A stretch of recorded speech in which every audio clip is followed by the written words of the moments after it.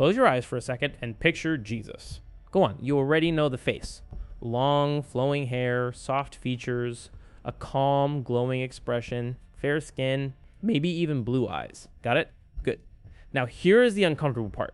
That face, you did not get it from the Bible.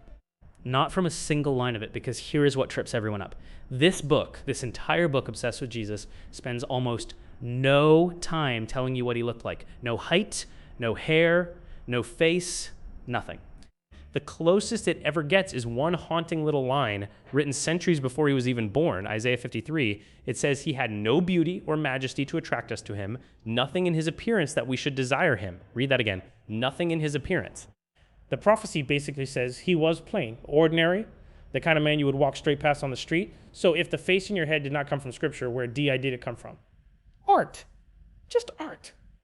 That specific Jesus, the handsome one you are picturing, mostly comes down to one painting. 1940, an American artist named Warner Sallman paints Head of Christ, soft light, chestnut hair, gentle European features, and it explodes. It gets reproduced over 500 million times on prayer cards, on funeral programs, on coffee mugs. The Salvation Army literally hands it to soldiers shipping out to World War II. And for millions of people, that painting did not just show Jesus, became Jesus. But it is a guess, a pretty 20th century American guess.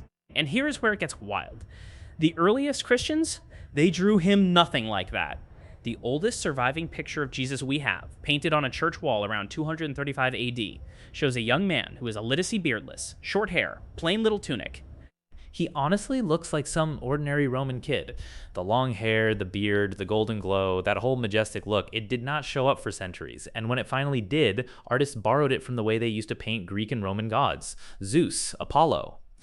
They gave Jesus a God's face on purse, not to record what he looked like, to send a message. This one is divine. The image was never a photograph. It was an argument. So peel all of it away. The paintings, the gods, the guesses. What does the actual evidence say?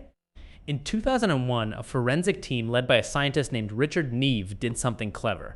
They did not go hunting for Jesus. Instead, they took real skulls from real first century men from Galilee, the exact region where he grew up.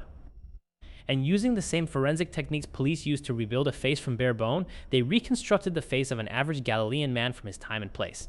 The result? A broad face, a strong nose, dark skin, weathered by the sun, short, nothing, and I mean nothing like the painting. Then a historian named Joan Taylor spent years going even deeper through the bones, the texts, the archaeology. Her conclusion? Jesus was probably around 5'5", olive brown skin. Dark, almost black hair, and likely short, because in his culture, long hair on a man was actually seen as a bit shameful.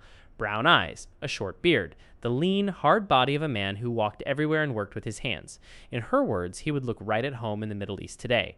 Not on a church wall in Europe, and that is the part that should stop you cold, because look at what we did.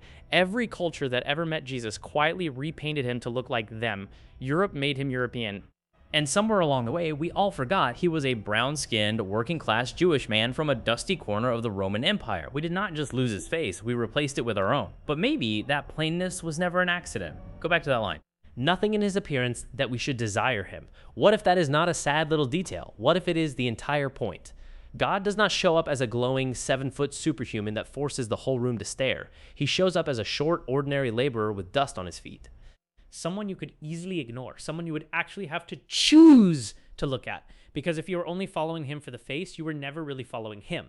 So, what did Jesus really look like? Honestly, probably like the very last person you would expect. And here is the strange little mirror in all of this. The Jesus you picture tells you almost nothing about him, but it tells you everything about you. So maybe the real question was never, what did he look like? Maybe it is, why do you need him to look the way you imagined?